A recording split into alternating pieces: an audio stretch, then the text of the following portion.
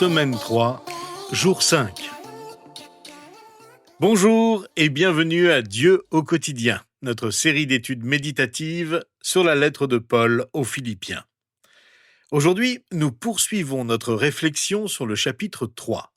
Nous en sommes au 5e et dernier jour de notre survol de ce chapitre et étudierons ensemble les versets 15 à 21. Nous avons vu comment nous pouvons trouver la vraie joie dans la façon dont nous réagissons à nos réalisations passées, puis comment trouver la joie dans la façon dont nous vivons pour remplir les objectifs que Dieu nous a fixés. Et hier, nous avons examiné ce que Paul avait à dire sur la vie pour l'avenir. Il a utilisé cette phrase « Je cours vers le but ». Si nous voulons vivre dans la joie, nous poursuivons notre course vers notre avenir avec la force que Dieu nous donne en vue de gagner Christ, le prix de notre victoire. Mais notre course n'est pas encore achevée. Paul ajoute ceci au verset 15 à 21 que je vous invite à lire avec moi.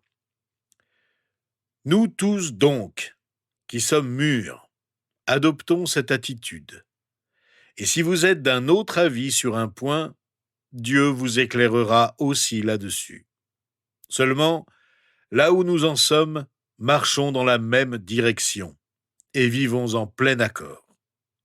Soyez tous mes imitateurs, frères et sœurs, et portez les regards sur ceux qui se conduisent suivant le modèle que vous avez en nous. En effet, beaucoup se conduisent en ennemis de la croix de Christ. Je vous ai souvent parlé d'eux, et je le fais maintenant encore en pleurant. Leur fin, c'est la perdition. Ils ont pour Dieu leur ventre. Ils mettent leur gloire dans ce qui fait leur honte. Ils ne pensent qu'aux réalités de ce monde. Quant à nous, notre droit de cité est dans le ciel, d'où nous attendons aussi comme Sauveur le Seigneur Jésus-Christ. Il transformera notre corps de misère pour le rendre conforme à son corps glorieux par le pouvoir qu'il a de tout soumettre à son autorité. Nous courons vers le but pour atteindre ce que Dieu nous a demandé d'accomplir, et nous vivons à la hauteur de notre engagement. Notre course pour obtenir le prix de la victoire est pratique. Ce n'est pas une recherche intellectuelle. Je vous propose de considérer les versets que nous venons de lire en termes de principes. Des principes qui nous indiquent comment vivre pratiquement ce que Dieu a déjà accompli dans notre vie. Paul commence avec le principe de ce que j'appellerais la persévérance. Je suis engagé dans une course et je ne veux ni m'arrêter ni reculer. Nous sommes mûrs, dit l'apôtre. Nous sommes spirituellement adultes. Nous devons donc persévérer. En même temps, nous devons vivre à la hauteur de ce que Dieu a déjà accompli dans notre vie. Vivons à la hauteur de ce que nous avons atteint. Ne perdons pas ce que nous avons gagné, mais gardons les yeux fixés sur le but à atteindre. Paul parle ensuite du principe de l'imitation. « Suivez-moi, dit Paul, et suivez l'exemple de ceux qui m'imitent. » L'apôtre reprend ici l'image de la marche. Nous courons spirituellement pour obtenir le prix, mais nous marchons pratiquement jour après jour pour y parvenir. Nous ne courons pas seuls, et nous ne marchons pas seuls. Nous avons des modèles que nous pouvons suivre. Il ne s'agit pas de nous comparer à eux, mais d'apprendre d'eux, car la marche est longue et difficile. Nous apprenons les uns des autres. C'est pourquoi il est important de ne pas vivre sa foi de manière isolée. Nous observons les autres, non pas pour les juger, mais pour les imiter dans l'humilité. C'est un signe de maturité spirituelle. Nous marchons ensemble dans la même direction. Nous devons nous rappeler en même temps que les croyants que nous côtoyons ne sont pas parfaits, que certains commettent des erreurs et que parfois nous ne devons pas suivre leur exemple. Nous ne suivons pas les autres bêtement. Parfois nous sommes hésitants, c'est pourquoi nous marchons avec les autres en priant pour obtenir du discernement. Paul le sait et dit « Si vous êtes d'un autre avis sur un point, Dieu vous éclairera aussi là-dessus. » Nous apprenons des autres, mais nous prenons le risque de suivre de bons comme de mauvais exemples. Il nous faut donc apprendre à choisir nos modèles, Curieusement, il est plus facile d'imiter les mauvaises qualités dans la vie de quelqu'un que les bonnes. Mais Paul est clair. Nous suivons l'exemple de ceux qui suivent celui de Paul. Comment s'en assurer? Pour connaître la volonté de Dieu, nous prions et lisons les Écritures, comme les lettres des apôtres qui sont remplies de conseils et d'enseignements à suivre. Notre chapitre décrit bien ceux que nous ne devons pas suivre. Beaucoup se conduisent en ennemis de la croix de Christ. Je vous ai souvent parlé d'eux, et je le fais maintenant encore en pleurant. Leur fin, c'est la perdition. Ils ont pour Dieu leur ventre. Ils mettent leur gloire dans ce qui fait leur honte. Ils ne pensent qu'aux réalités de ce monde.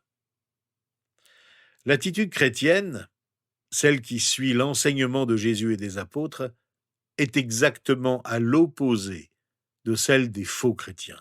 Paul dit littéralement que leur but est la destruction. Leur but n'est donc pas de gagner Christ, et leur prix n'est pas une vie éternelle dans la présence de Jésus-Christ. Ils ne sont pas remplis de l'esprit, mais remplissent leurs pensées de prescriptions alimentaires rituelles et de rites non conformes à l'Évangile. Paul vise les judaïsants, qui ne marchent pas dans la même direction que les chrétiens de Philippe. Ne suivez donc pas leur exemple, leur dit-il.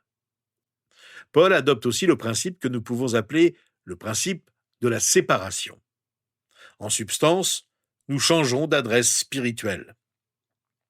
Au verset 20, Paul dit « Quant à nous, notre droit de cité est dans le ciel ». Paul parle d'une citoyenneté différente. La Bible du Sommeur traduit ce passage « Nous sommes citoyens des cieux ». Nous avons vu au chapitre 1 combien la citoyenneté romaine était importante pour les Philippiens. Ils ne vivaient pas à Rome, mais ils étaient citoyens de Rome à part entière. Mais au verset 27 de notre chapitre, Paul dit clairement aux chrétiens de Philippe de vivre en vrais citoyens du royaume de Christ, même s'ils ne sont pas encore arrivés à la fin de leur course. Qu'est-ce que nous désirons le plus? À quoi pensons-nous le plus? Qui admirons-nous le plus? Notre réponse honnête à ces questions test indique où se situe notre véritable citoyenneté. Pensons-nous et agissons-nous comme des citoyens de la terre ou bien des citoyens des cieux? Les judaïsants tiraient leur fierté dans des rites comme la circoncision. Ils ne pensaient qu'à eux et à leur mérite. Ils ne cherchaient pas à être des citoyens des cieux. Les chrétiens fidèles attendent avec confiance et sans crainte le retour de Jésus, qui règne déjà dans les cieux. C'est de là qu'il viendra. L'écrivaine chrétienne Corrie ten Boom disait « N'ayez jamais peur de confier un avenir inconnu à un Dieu connu ». Nous avons changé d'adresse spirituelle et sommes devenus des citoyens des cieux. Enfin, le quatrième principe qui se dégage de notre passage est celui de la transformation. Les choses vont changer. Elles ne resteront pas telles qu'elles le sont aujourd'hui. Nous allons être transformés. La foi nous donne cette assurance et nous permet d'attendre ardemment la venue de Jésus-Christ. Notre attente est active. Nous nous préparons à cette venue en adoptant l'attitude que Jésus avait sur terre. Répétons-le. Les choses ne vont pas rester dans l'état où elles se trouvent à présent.